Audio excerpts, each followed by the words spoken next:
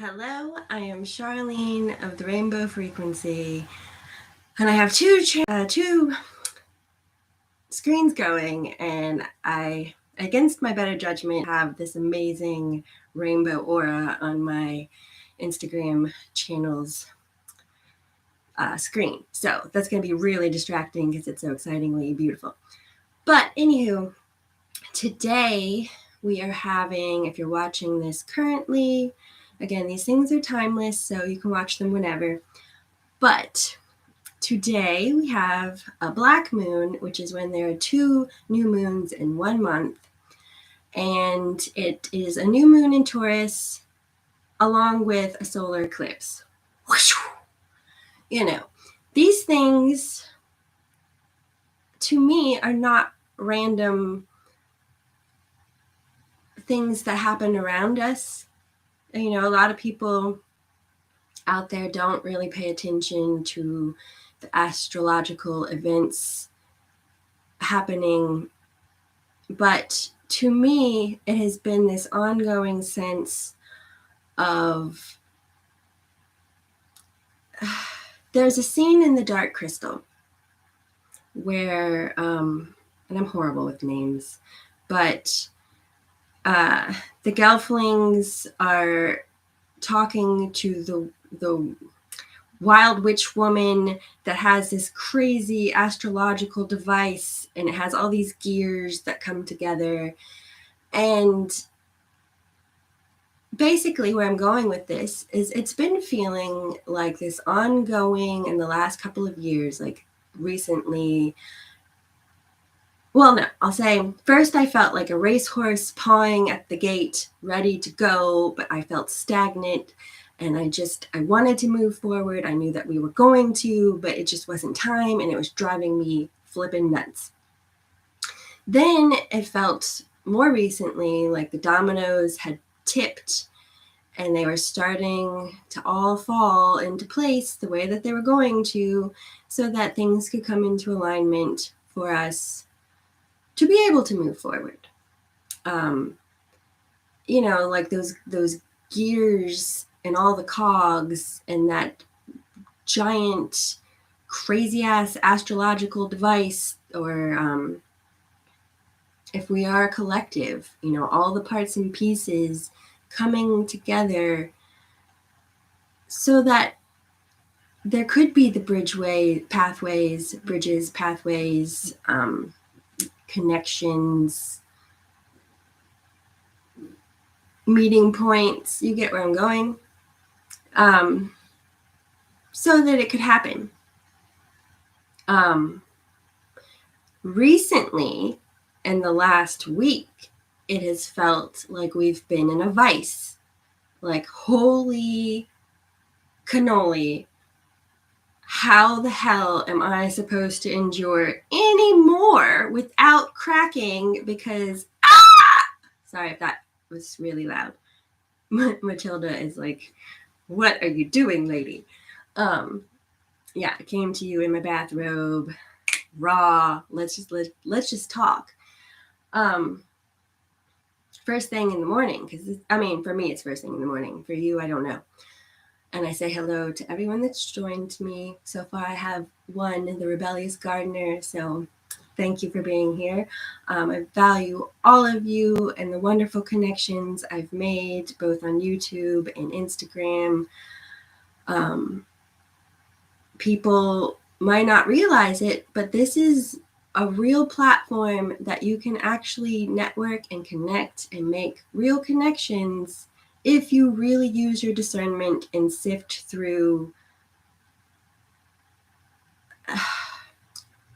the entities out there that are not fully formed. We'll say that. They might not be as authentically who they are presenting to be. Just saying. That's my little motherly babble for the moment. But I come to you raw.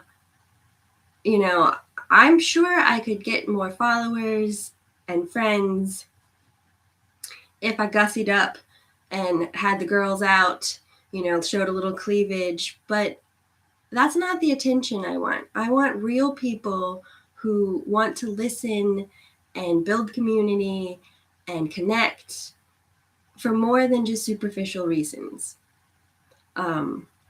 Because, again, to me, I'm looking forward to moving in a new direction for the future that isn't so superficially based. And also, I am so sick of judgmental people. It drives me nuts. You know, everyone out there is their own person, having their own experience. And you can't expect anyone out there to really understand your experience because it's yours. It's yours to deal with. It's yours to harness, work with, take authority of. Recently I said, if you don't face the skeletons or the demons, your wounds in the closet, they're going to slip out in different disguises. And that's going to be more problematic and harder to deal with ultimately than if you just turned around and faced yourself. Because, you know, really, truly, at the end of the day, this whole judge not lest ye be judged to me is really like in the never-ending story when they get to the sphinxes and you have to get through them. And ultimately, it's whether or not you can sit with yourself and feel worthy and not have that confliction and self-hatred that is what really bites you in the hindquarters. You know, also, where is that book? So many books that I have. Where would it be? Oh, I don't know. I have a book, The Light at the End of the Tunnel, I believe is the name. I'm really terrible with names because one could have so many names, right?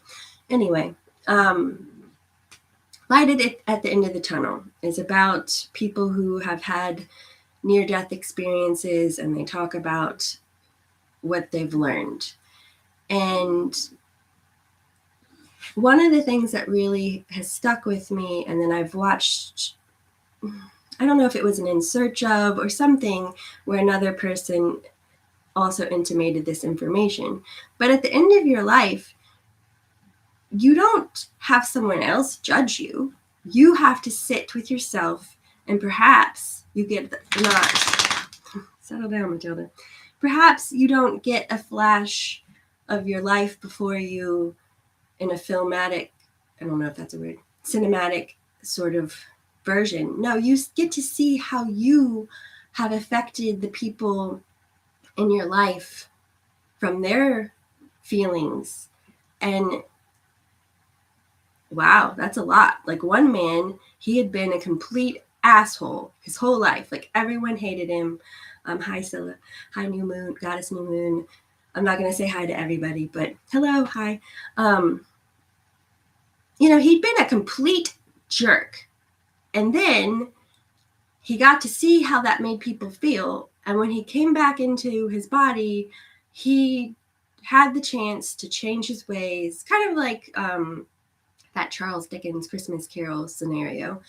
And wow, that's a lot for some people, and that would be scary and awful.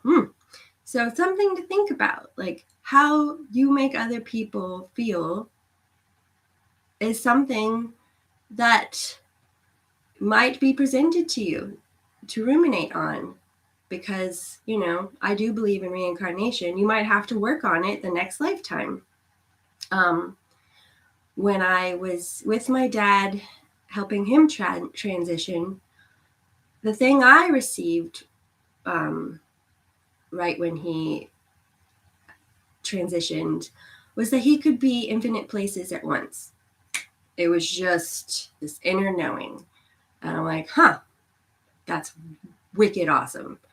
And my dad really instilled in me, he was an electrical engineer, a love of science and physics and my spirituality is as much principles of physics as it is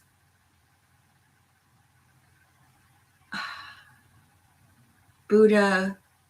I'm learning to have a great appreciation for the Hindu deities. Not what I was expecting, but all of a sudden, it's not, I don't know why I say that, because when I was reading The Life of Pi, my favorite part of that entire book wasn't the actual story of him on the boat. It was him as a child and deciding that he wanted to be, I don't remember exactly the religions, but Hindu, Christian, and I don't know if it was Muslim or I forget. And how people were like, what? You can't do that. And he was like, why not?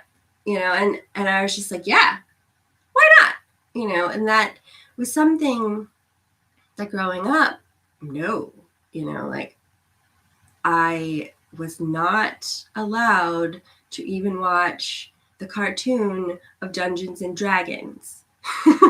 That was evil, and at some point I was watching Laverne and Shirley, and my parents wouldn't let me watch that anymore because something was too much. So it's just, I had very strict guidelines as to what was permitted, what was right. Oh, I really do love, I love that.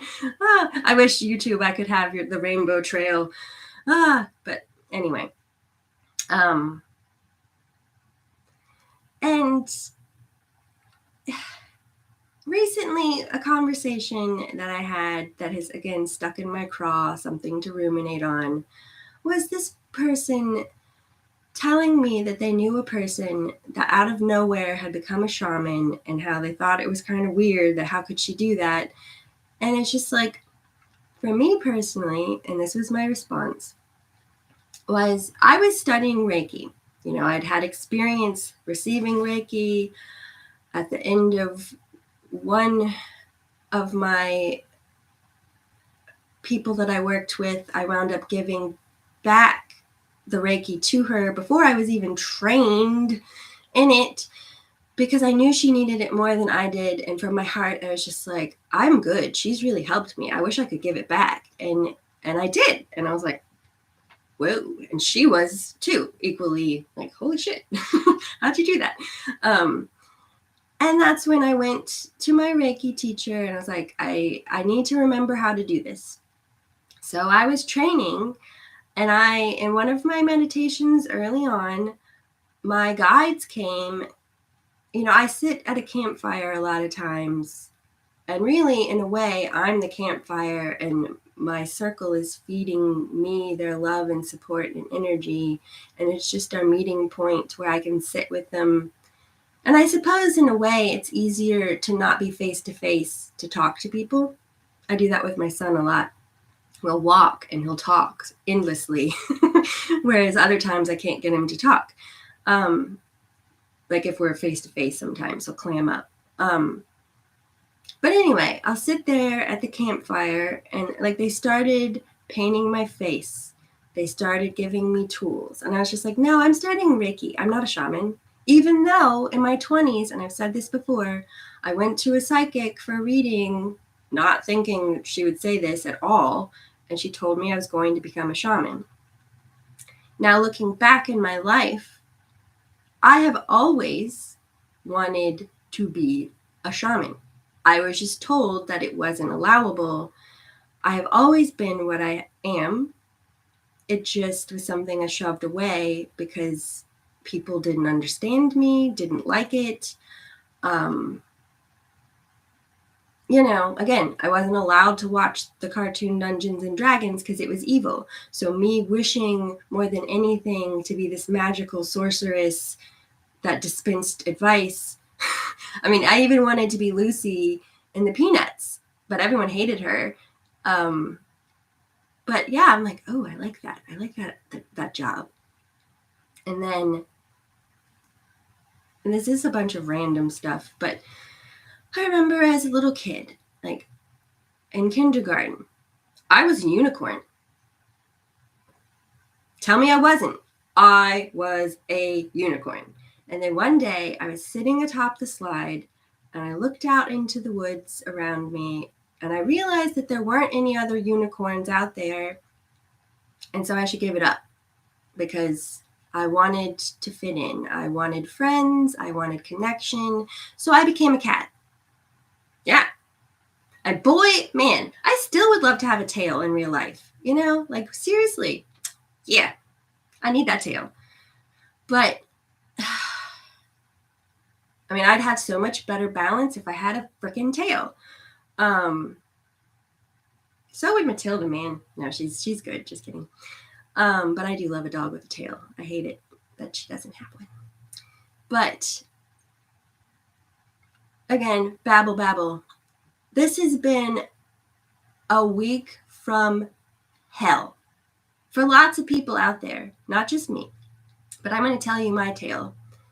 And hopefully it makes you laugh. I'm laughing at this point because, whoo, who wouldn't? You have to. And that is one of the best things I have in my toolkit is my sense of humor. And it is what has helped me weather many a storm. And it's a God-given gift. How did I get here? This is going to be the most winding road of a tale. My dad passed away almost 2 years ago. So July 11th, 2020. I just had his funeral Monday. Boy, what a road to get there. It's really funny how we are thrown into the mix and grown and how much we hate it and shake our fists and resist because it's uncomfortable. But yet, how does a diamond or a pearl get forged or formed? It is what it is. So here I am finally getting to go to my dad's funeral, which I haven't seen my mother in almost 2 years because that's a whole other story of needing to choose self-care and boundaries because, life is funny. You don't get to choose your parents except for the fact that I do believe before you come in, you get to choose what you want to learn and how you want to grow. So in a way, I chose to learn this lesson. So instead of being so pissy about the fact that I had it, you lean in and what is there to know? What is there to learn? And also, that gives you a little compassion to the fact that that person doesn't necessarily relish being the one to teach it to you. Oh, it's so complicated. It really, truly is. So here I am, my plan to ground, to rest, leading up to it, really get myself centered. I've been doing a lot of sitting with all myselves and preparing so that I could have integrity and grace and compassion because there is anger to be dealt with and sadness. And I mean, grief is such a weird emotion that is almost like its own tornado of sometimes you're good, sometimes you're not. Sometimes you're angry, sometimes you're like devastatedly feeling the grief like crushingly. But yet I'm closer to my dad now than ever. Like he's one of my guides. I can connect with him. I feel like he's a cardigan around me as a layer of protection and comfort. So it's a weird thing that we still have to go through the burial experience to have that closure. Now, I was really trying to lean into this and work with it because this is my bag, you know, like I'm a shaman, for God's sakes. Like, I remember early on in my Reiki learning, like, they told me I was going to be a Grim Reaper. And I was thinking when I died, you know, that I would help people transition in that way. And that seems very exciting to me. I would love to have that job one day. But no, like, as a shaman in this material world, you get to do that for people in many different ways. You know, silly me. Well, leading up to the funeral, Friday night, we discovered we had mice in our attic, and they were nesting in the insulation around the knob and tube conduit, which is our electrical wiring that is almost 100 years old, and it is my husband's biggest fear, that our house will burn and we will lose everything that we've been working like dogs for. And all of a sudden, we're tasked with having to peel back all of the insulation, roll it up very carefully, and then vacuum endlessly all of the mouse shit. And those assholes brought acorns in, which are not only flammable, but they brought their own food in. I mean, I'm really glad they weren't in my kitchen and not on our floor whatsoever. Thank you, Matilda, for your smells. But what? My food's not good enough? Ugh, bitches. Ugh. So yeah. So then here I am, like, praying my ever-loving ass off in the attic because my husband is insanely, meticulously cleaning the attic like it is his sole purpose in life, and at points taping the conduit and like making sure nothing's near it except for the fact that his hair is this close to it. And I'm like, hair, the hair, he could just go like that in seconds. Oh my God, please, no, anything, everything available, all supportive energies, please help me now, help him. And then, by the way, violet flame the ever-loving hell out of my attic because, ew, it's so gross, smell shit, ah! And meanwhile, I'm also in there going like, really? This is not what I want to be doing right now. Then, oh, it's not over. Once we get all the conduit and we rip up all the floorboards and make it like you're walking the plank everywhere you go up there with a shop vac. Oh my God. Then we have to go outside the house and plug up all the holes that possibly they could come in.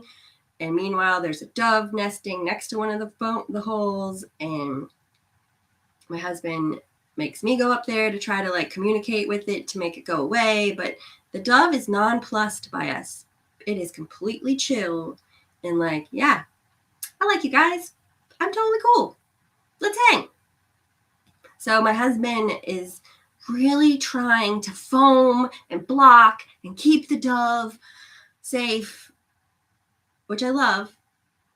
And meanwhile, this is all after Earth Day. And part of his frustration and meticulous saving our house from ruin, he's decided that we also have to trim all the bushes back and the trees back because they could climb them and jump onto the roof and get in, which is true.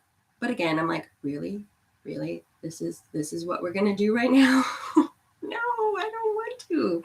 And luckily the day before I'd planted a couple things, because then in his frustration, he's trimming back this bush that they could jump from onto the eaves. And I'm watching him silently, which I'm very proud of myself because in my insides, I was like watching and crying like, what are you doing? That's a perfectly good bush. He murdered a bush. At first, I mean, he really was going to just trim it back. And then he just kept going. And he was just like working his anger out. And like, he didn't want to be doing that either.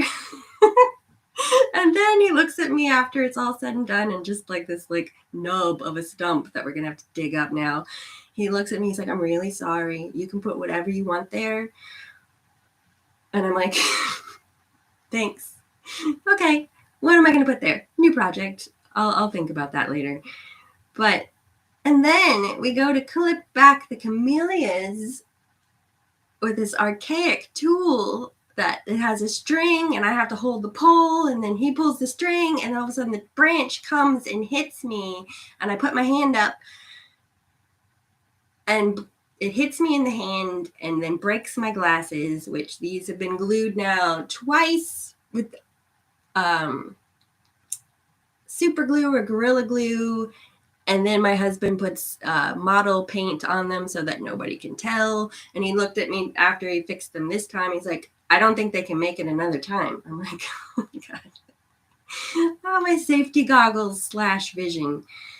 Life, man. So then, I'm looking at my hand like, holy crap, did I just break my metacarpals? Like, and luckily, gave myself some Reiki, cried a lot, and then kept going. And I then afterwards was just like, when I could have like been really like down, I was just like, I think that was probably the best thing for me. So thank you, universe, because I didn't need to be sitting around like overthinking and overly trying to process and plan for how I was going to do it. Just do it. The next morning, because 2 days of hell, Monday morning, we have to go from Richmond to Arlington National Cemetery. That morning, my husband is in his underwear. He'd be mortified to hear this. Taping conduit. And I'm like, please get dressed. Please get dressed. Please get dressed. And finally, after ironing 3 shirts, because the first one had no button, the second one had all of a sudden a stain on it from nowhere, he gets to the 3rd shirt. We're an hour past when we wanted to go, because again, we had the plan to get there early, to like walk around, to see the amazingness of Arlington National Cemetery, and for me to ground. Nope. We get there right at the best possible time, to be right on time, and not at all late, but not at all early. And oh my God, it was wild, and I will say I'm very proud of myself. Like, one of the things I also always knew, because my dad and my mother, he's my stepfather, but he adopted me, was 29 years older than my mother. So I always knew, I've went through heart attacks with him, strokes, leukemia, Crohn's disease, a cancer, like the man like endured so much and had the best possible attitude ever. Oh my God, amazing person. And it was just this crazy experience of like remembering, like, even as spiritual as you are, you're still human. You still have to grieve and go through all the feelings and go through the motions. And it isn't until you're actually in it and doing it that you really get to see yourself shine. So don't hold yourselves back, like it's just that, like, it's scary sometimes. And I will say, like, my biggest thing that was really like vexing me the most was that I was afraid of how I would behave, and that I wouldn't be able to have the compassion towards my mother that I wanted to show, because I was working through some of my anger. But in the moment, no, I stepped forward, I put my hand on her back, and I gave her the love and compassion that I could from my heart. And it was beautiful. And then instantaneously, I'm like, thank you, higher power. The person officiating said we were starting, so I could just separate, and that was that. Then a little bit later, through the service, they eventually gave my mother the flag, and then went to hand her the bullet casings from the salute. I think that's how you say that. And she was struggling to hold it all. And so I had a beautiful instant where I didn't think for a second. I just swooped in and took the bullets. And then, of course, after that all went through, was laughing hysterically because I took bullets for her and my dad. But it was wonderful. And I did get one moment where she looked at me and said, make sure Elliot gets one, my son, which I do cherish that one moment, because, when I went and put my hand up on her, all I got was, oh, hey. So, it's just, you take it as it is. You can't sugarcoat it, right? You have to process, you have to see it for the reality, take what you can from it, and then move forward. So, it was that. And then, the one moment that, I thought my dad passing on would be the hardest thing I ever did. But then, no, I have been preparing in my mind for my dad's funeral. I'm not joking. At least 20 years. I mean, who does that? That's not a typical thing that people ruminate overly much on. But again, I knew it was coming, and I knew that I would have to be the one at his side helping him. I knew, and I'm really honored and so grateful to have gotten to, and I was really good at it. So that, the two moments that I thought would be the hardest and the worst and most devastating have ultimately been moments where I got to really see myself and my strength and my grace and my integrity and my pureness of heart, and not be judgmental of myself.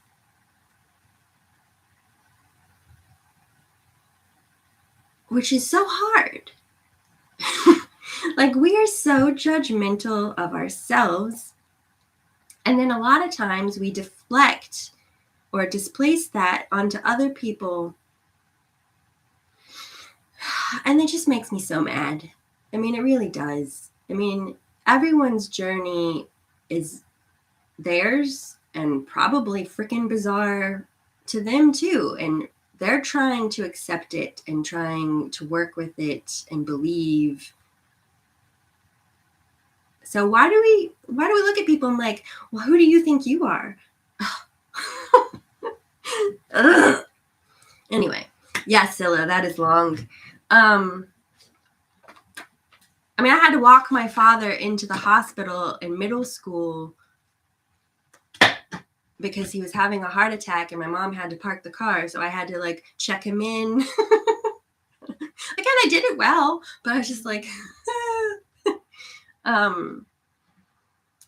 and we have all in our own ways been going through or running through the gauntlet. Is that the saying?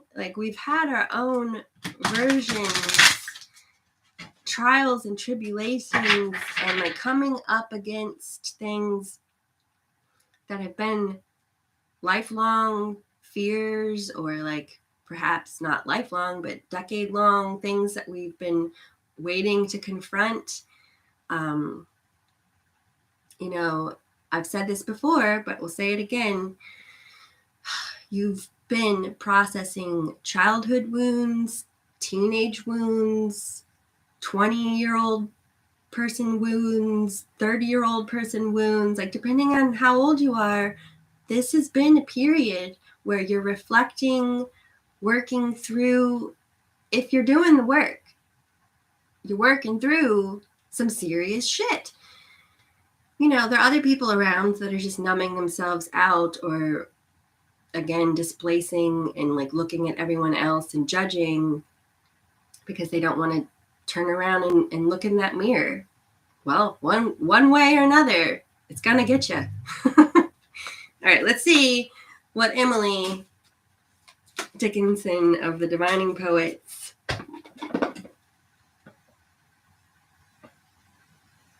she's always upside down, but anyway, what she has to say. I mean, seriously, this is exactly why I say this all the time, but this is why I do this. Like, you know, there are many, many times in my life where I've felt completely lost and turned to divination, and here we go. This is why. Blame is just as dear as praise, and praise as mere as blame. Hold on, I'll give Instagram the backwards view, and YouTube your backwards view.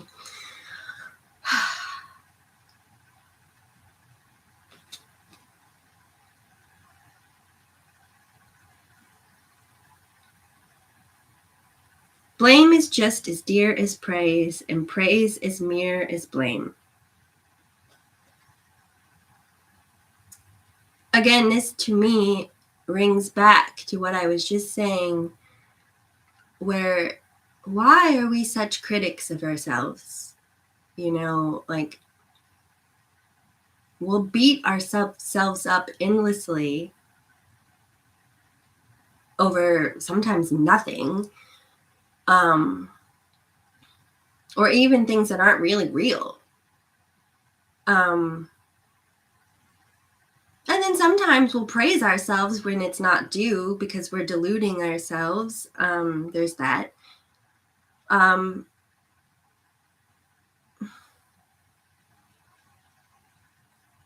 it's really that, to me, also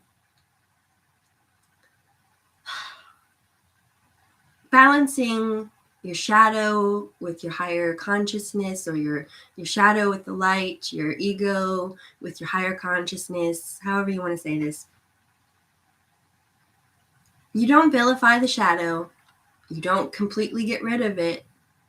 Again, like Peter Pan, when he was without his shadow, he was really feeling incomplete. You have to balance it all together.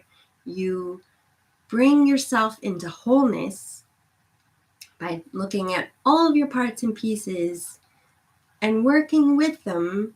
You know, sure, there could be shadow aspects to anything. And there can be light aspects to anything. You know, pros, cons, negatives, positives, attributes to anything. And it's working with it in balance so that you don't tip out of that balance. That's important. Like my dad also would say, you know, everything in moderation. Like too much broccoli is a bad thing. You know, you wouldn't think that broccoli could be bad for you, but if all you ate were broccoli all the time, all you ate was, I can't speak. If all you ate was broccoli all the time, that would be bad. So it's, you know, don't overly self-flagellate. And don't lie to yourself and overly praise yourself when you haven't done the work either. You know, it's also that a lot of times too, we won't hold on to praise that people give us, or we won't give ourselves the pat on the back for the progress we've made. all we do is hold on to the criticism or the blame of how far we haven't gotten, or you know, if someone says the teeniest of thing to us amidst a bunch of other good stuff, all we'll remember is that one bad thing. Or vice versa. Some people won't hear the constructive criticism because all they think is that they did it so well. You know, there's in a collective message, there are many aspects to this.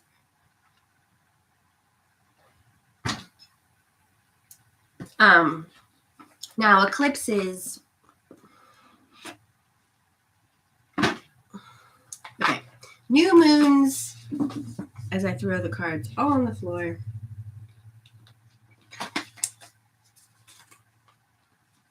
New moons, eek. Oh my god. Ah. Oh. Yeah. All right, here we go.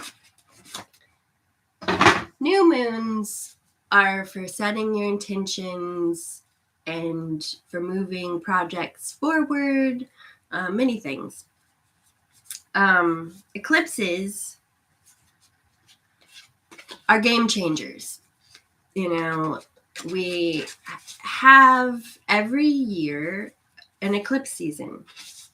Every year we have retrogrades, which we're also currently in.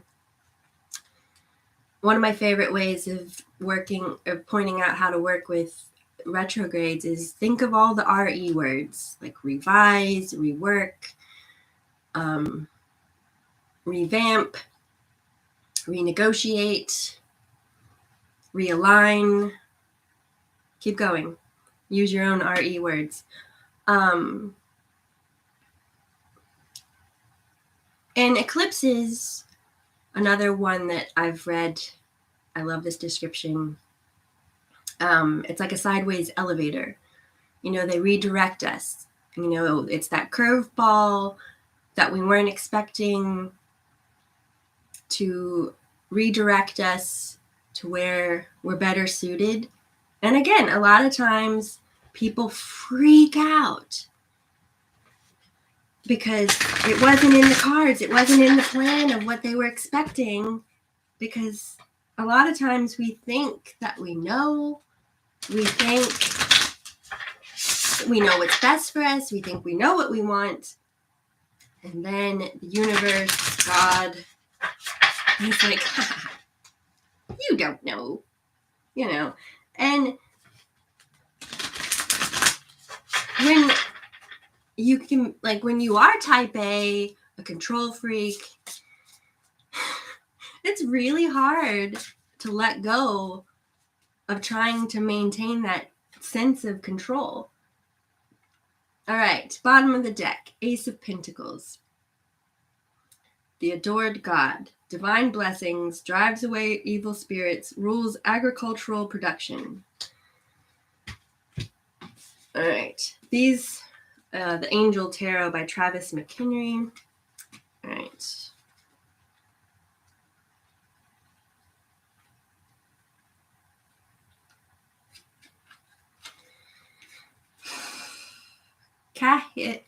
Cahitel, the adored God, Seraphim. I'm not going to read every single thing. The person born under this angel's influence will love work, agriculture, the countryside, and hunting, and will be very active in business. They serve to obtain God's blessing and chase away evil spirits.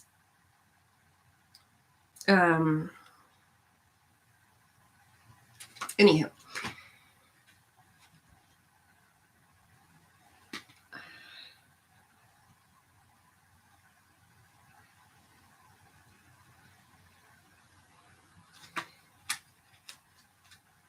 Ace of Pentacles is also new beginnings in the material plane. New projects, new starts. You know, and there's also talk of this eclipse helping relationships kind of rebalance.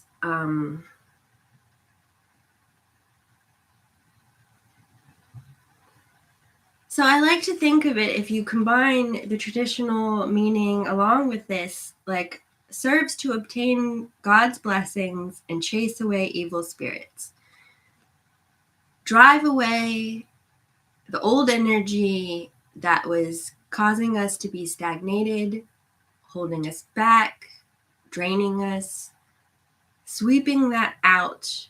Thank you, new moon and eclipse, for your blessings and your support and moving us forward so that we can have a new beginning and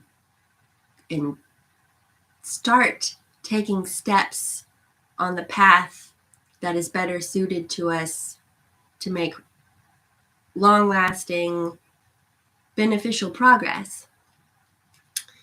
Here's hoping, man. I mean, and again, we have free will. Every step, stop, breathe, reevaluate, and see what's there. Okay, so first card, top of the deck, where we are currently, 3 of Pentacles. I mean, come on, this is so beautiful. Which 3 of Pentacles, out of the 2 begets the 3. It's that coming together in that choice and making something new. Coming together with others in projects to develop something together. Mental force protects against sorrows and illness. I mean, semantics. You can perceive the meaning of this in through different avenues. We've had a period where we've been so focused on illness. So here's hoping that this is a new beginning where we can let that go. Work towards that not ruling what we're thinking about in the material plane. All right, 58.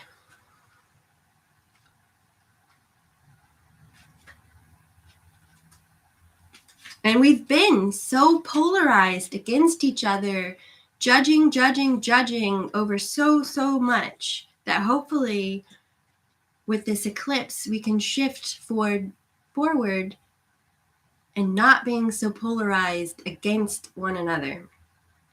Let's remagnetize. All right, so Yi Ya Lel, God-hearing lamentations. One of the archangels. Those born under Yi Ya Lel will be distinguished by bravery and boldness and will be passionate for Venus. Ha! Oh, I have a friend that, she would love this. She goes by many names, as many of us do. But you know who you are out there. Okay, right now is all about Venus and Mars coming together. And it was interesting because before I read this about the astrology, in one of my meditations, I was sitting in my heart space, this temple that I sometimes go into, and I was with Venus and Mars. And it's the essence, or it's symbolic of the divine masculine and feminine coming into balance together, which the Aquarian Age is all about that. It's the blending. You see that entity holding the 2 ewers, the 2 jugs, and the water pouring equally out from both of them. And it is that beautiful balancing of those energies to create equilibrium that is harmonious. Please, yes, this is the energy I am working towards. I know you're with me. you wouldn't be here, right? Like, come on. This is what we're here for. Those born under Iyalel will be distinguished by bravery and boldness and be passionate for Venus. Damn right we are. Who's with me? There's no one on YouTube watching, but I know you will be with me. You're with me. Hearts, go! I'm like the commander of the Care Bears. Care Bear stairs! Now! We are passionate. And we are bold. We are not scared and gonna hide and diminish ourselves any longer. We're gonna stand up and be like, no, I'm here. You might think I'm odd, but I am damn awesome. And so are you if you really took a moment to get to know yourself. Just saying. I mean, again, like, I grew up in a time where I always wished that I were more exotic. I looked at myself in the mirror and it's just like, oh, you're boring white girl. Ugh. And then never really thought like it was allowed for me to have these spiritual connections or ways because it wasn't my culture. You know, like as a child, I identified mostly with the Native American feelings on religion or spirituality. I knew I might have a teeny bit of it, but again, I didn't think it was enough for me to hold on to it. I mean, come on, that's fucking ridiculous. One of my first meditations, I was being shown how I was in this pharaoh-like position. Actually, it was a pharaoh. And I was tricked into wearing this gold collar, and it was given to me like as an honor and protection and we love you, but it was fake. And it was to weigh me down so that I wouldn't ascend like I could. And I had to choose to let it go and not keep it and to know it for what it was.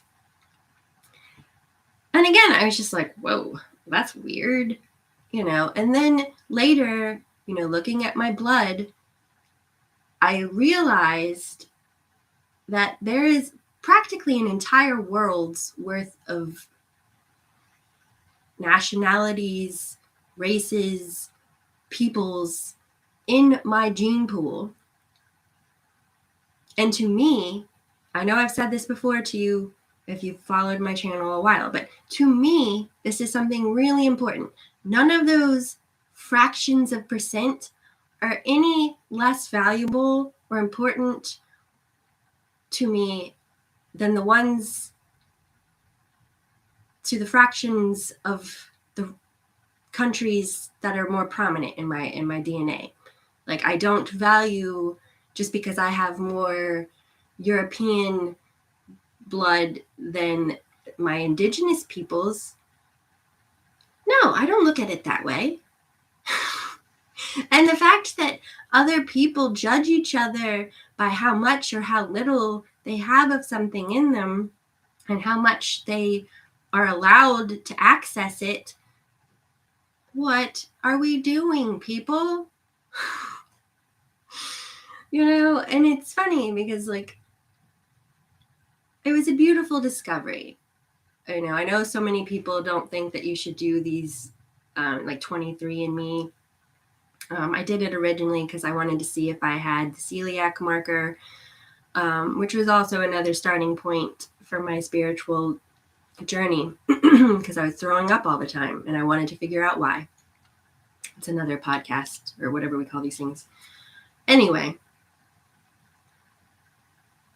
no, it's leaning in to not only what's in my blood, which, back to that point, like my son and I sat down and through 23andMe, we could see, you know, because I said this in the last live I did, my blood has the marker for the first surviving DNA strand.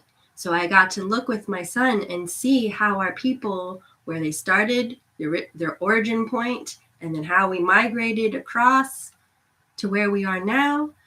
And what a beautiful journey. And how amazing that my ancestors made it over so much expanse and came together so much so to make me, and I have had many meditations where I sit and I get the sense of a vast number of beings there. And I will get frustrated because I want to focus individually because I am very much a one-on-one person.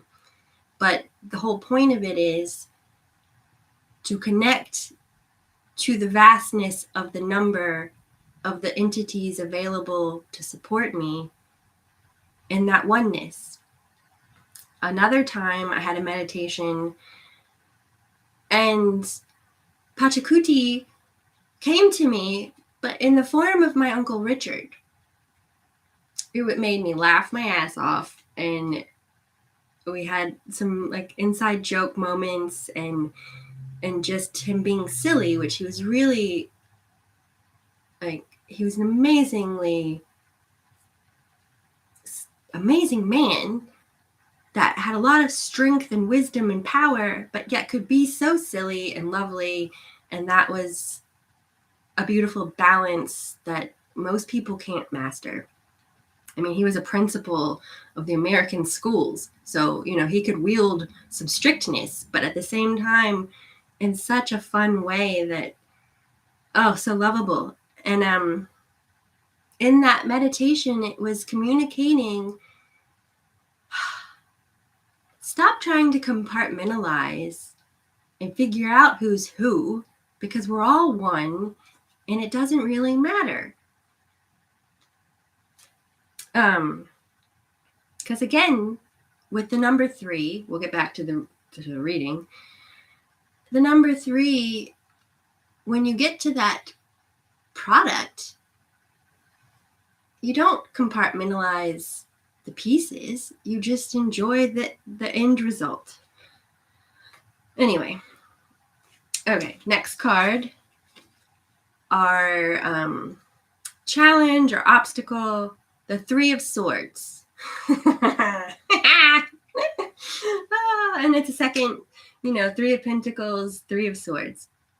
Now that's the material world, the material plane, and it's healing. We're healing. And it's challenging to heal mindsets, belief systems, to move past bad behaviors and patterns, let them go. That's challenging. And it takes time. I'm getting the song, and they speak to me a lot through song snippets. Take time with a wounded heart because it has to heal, which I'm not a big, huge fan of that band.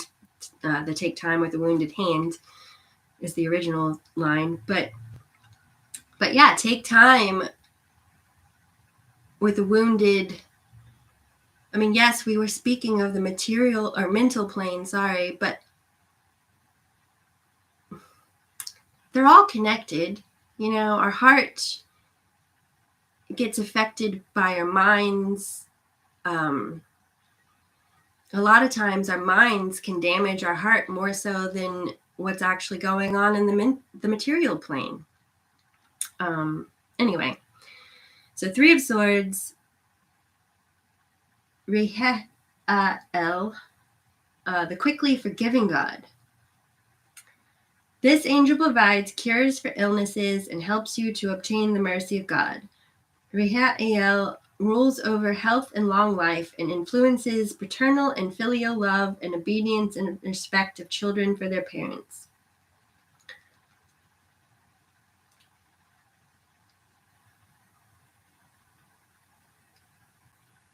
Okay, so love and submission cures illnesses, influences paternal love, gives long life. Stress is the number one killer. And it's so insidious, and it creates so many negative results within us. Facing those demons, those wounds, and looking them in the mirror, healing yourself, you heal the world, it ripples outward.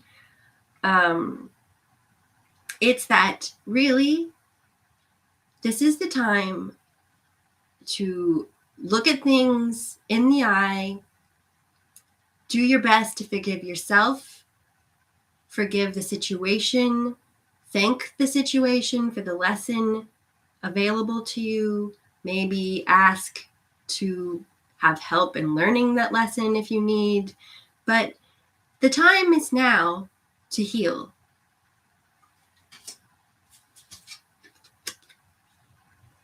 All right, 10 of Cups.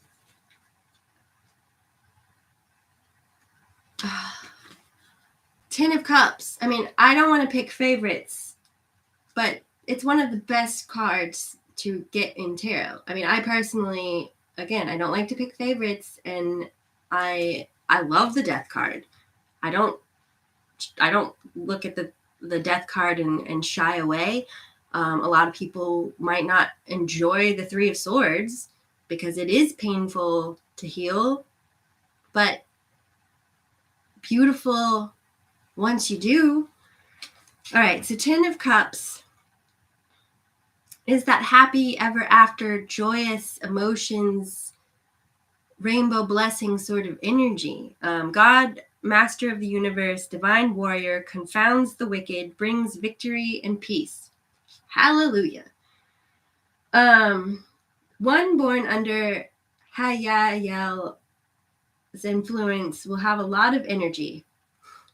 Okay, we've been feeling worn the hell out, right? We have been feeling like we're trudging through mud and that everything is so damn hard, and why does it have to be? Oh my God, like when is it going to get easier? A lot of us have been feeling that way. I've talked to many people, maybe not every single one, but a lot of people have been feeling that.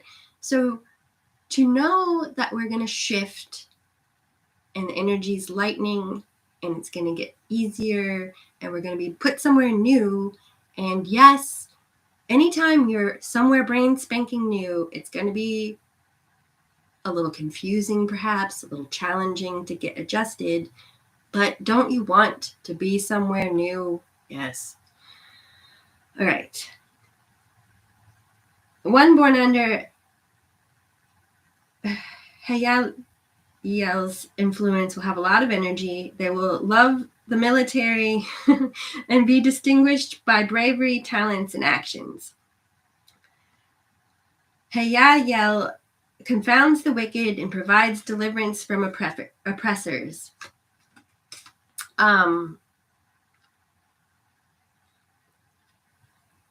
Yes, let's move out of oppressive energy.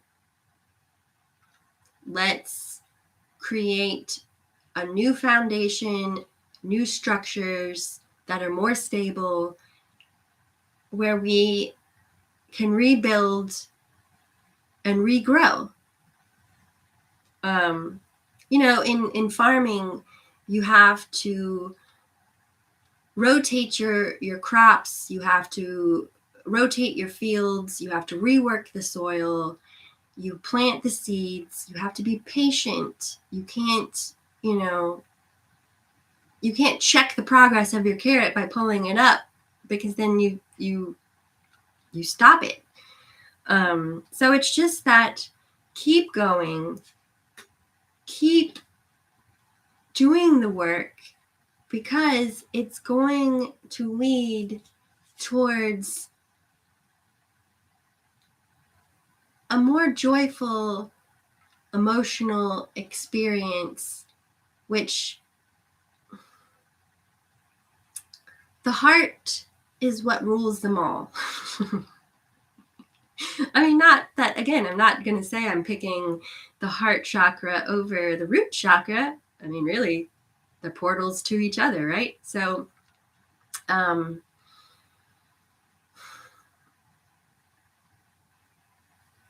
where are we going with this? It's hard to let go of our wounds sometimes and then expand. We get very comfortable in our wounds. Because the next card we got to end it up is Ace of Cups. So think about that. Like, if we really work on bringing ourselves together or coming together with others around us and heal our wounds, do the healing, like have the hard talks, like work through the mental anguish in order to get back to that compassionate point, it will end the cycle that you previously were in. Tens are about completing a cycle. Then we get the Ace of Cups. It's a new beginning. Again, and it's where we started. Ace of Cups, or Ace of Pentacles, and Ace of Cups. Earth and water. Healing. Great healing that has stability and balance, foundation. All right, let's find it.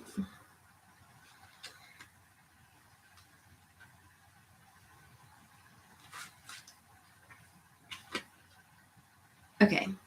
Nit-a-el. God, the King of Heaven. Those born under Nit-a-el will become famous through writing and speech. They will have a strong reputation amongst the wise and will distinguish themselves through virtue. Nit-a-el obtains the mercy of God and gives long life. I mean, we've gotten long life over and over, so let's stop worrying so much. They will have strong reputation amongst the wise and will distinguish themselves through virtue. Oh, I already read that. Nit-a-el obtains the mercy of God and gives long life, rules over emperors, kings, princes, and all civilian and ecclesiastical dignitaries, and protects the stability of empires.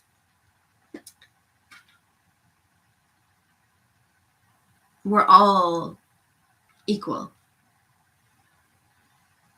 No one is less important than another. We're all getting there, but it's free will. It's a choice.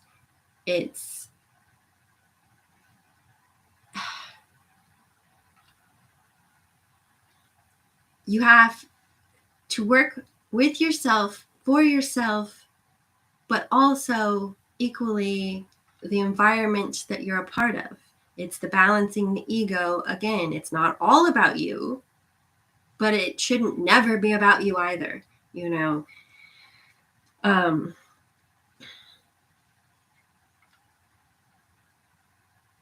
And we have been in a period far too long where we look at each other with overly much judgment and polarize ourselves, compartmentalize ourselves. And it's interesting because, you know, I had just opened up my salon and one of my clients asked me if I was worried about the upcoming pandemic, you know, that they were all speaking of. And I was like, no, I'm not worried about it. You know, I even said, like, you know, I think there's more to it that means that I really more so felt that we were going into a period where perhaps some big event like war or natural disaster was coming that was going to ultimately bring us together as a world united. And I know a lot of people don't see that. That's not what their vision is right now. But no, I'm watching. And while it's not instantaneous. Rome wasn't built in a day. We are becoming so much more one. I mean, right now on this live on Instagram, at least, I have people all over the world sitting with me here,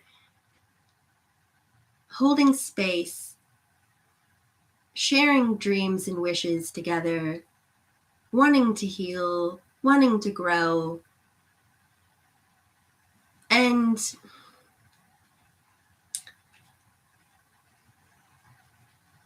I'm not letting go of that.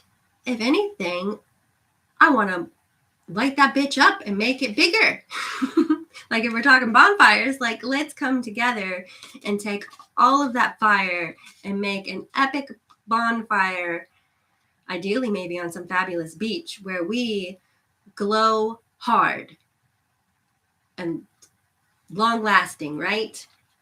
I mean, we're talking the hearth fire.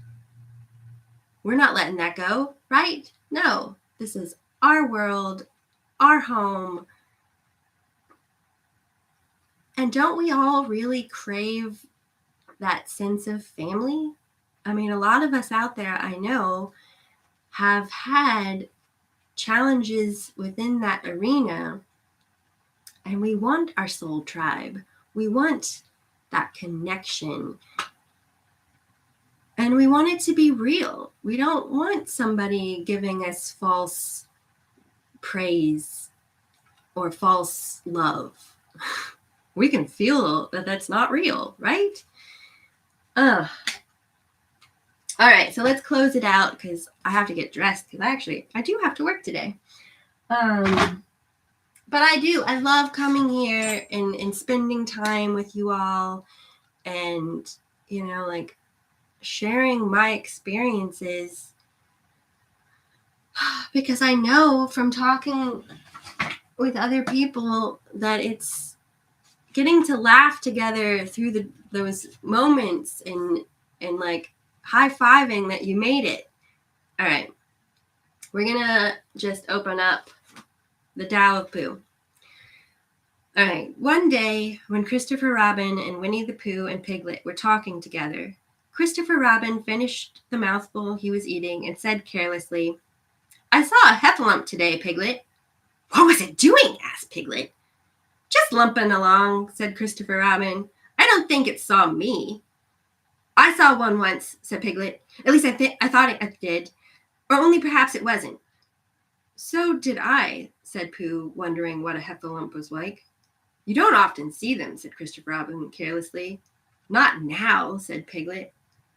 "Not at this time of year," said Pooh.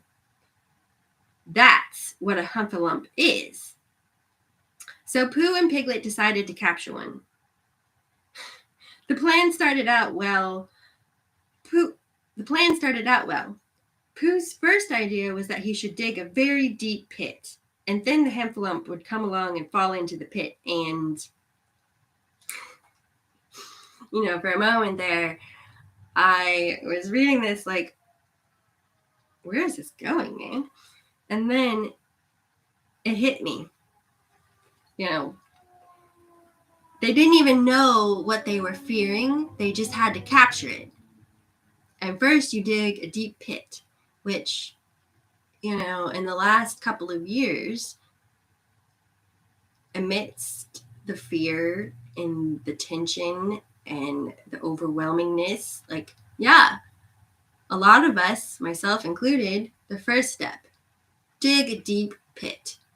Really feel down and out and in that despair. And one of the messages that I had gotten from a Reiki friend of mine in one of our trades of healing was to keep going, like to keep digging. And I've held on to that message. Keep digging, keep going. My main messages have been patience and perseverance, which, oh my God, I mean, could I pick harder lessons to have to work with? Because really, how do you get patience? By being annoyed to like the ends of your rope and beyond, and learning to have patience still. And how better does one get that than through family? Just saying, you know. And I will admit, like, everything's a double-edged sword, isn't it? I mean, the one thing, like, you want it so much, but then at the same time, you have to balance it so much so that it isn't a pain in the ass too. So, oh my God, everything, everywhere you go, there you are, having to balance continuously, renegotiating, seeing where you are. You know, boundaries are flexible, or healthy boundaries, we'll say, are flexible, and they adapt as needed. And then, you know, you dig the pit, and then you realize that being in the pit isn't where you need to be. So then you have to figure out, like, do you dig a tunnel to go somewhere sideways? Do you want to really put all the effort and dig out? Like, how best are you going to get yourself where you need to be? You know, when you're lost, you know you're on the right path, and you can walk in the darkness and not stumble. I paraphrased that one, but it's something I read as perhaps in high school that I've held on to, because a lot of my life, you know, like, I knew as a child that my parents didn't have the best balance in their lives in many different ways. You know, they were workaholics for one. They set the precedence for how people work today, I swear. Anyway, so I was alone a lot.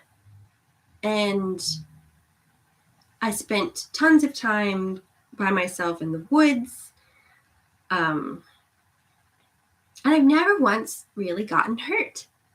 You know, I've never gotten poison ivy, knock on wood. I one time came across a wild turkey. I mean, I was maybe middle school. I was tiny, and I just stood there and watched it and let it have its birth and let it go do its thing, because I didn't want to tangle with the turkey. And, you know, and then in my life, I've seen 3 turkeys now. One time I was driving home to see my parents, and one like flew across the car windshield, and I was like, ah! I didn't even know those fuckers could fly, you know. And then one time I was on a train, and I look out the window, and there's a turkey standing off to the side. Now, you know, not everyone is going to have great attachment to these things, but for me, these are the different ways that I receive my support and connection, and also like the moments of like, did I flip the fuck out? No. Did I like go running and screaming? No. I just stood there, let the turkey go. All right, moving on. You know, and you have to look back at your own life sometimes and really, without judgment, see all the places where you got to see your true metal, your true self, and how you respond naturally in the thick of it. And, you know, perhaps you don't always handle it the way you want to, so then you reflect and decide how to better do it the next time, but don't hold yourself to that previous way when you've worked so hard to get yourself to a new position. Anyway, also, sometimes you have to go down to get up. we'll leave on that one. Like sometimes you got to go into the grief and the despair and really feel it to then move forward. I mean, I will say, we'll end on this actually. At my dad's funeral, I could have shielded myself so that I wouldn't feel so much. I could have done a lot of things where I could have, I purposely went into it feeling everything full force because it was appropriate and I needed to. So in this eclipse, in this, and these things have windows of time. It's not just a 1 point moment. There's shadow periods for everything, right? Like it's energy doesn't necessarily work in like it builds and then it releases in cycles typically. So if you have things that come up, don't shove it away. Tell yourself that you're being silly or I don't have time for this or whatever it is that we do to ourselves, right? Like, no, feel it because that is how you can then feel it, heal it, let it go. Stop, drop, and roll. Feel it, heal it, then let it go. I love you all. Hugs to you all as well. Thank you, White Jennifer J.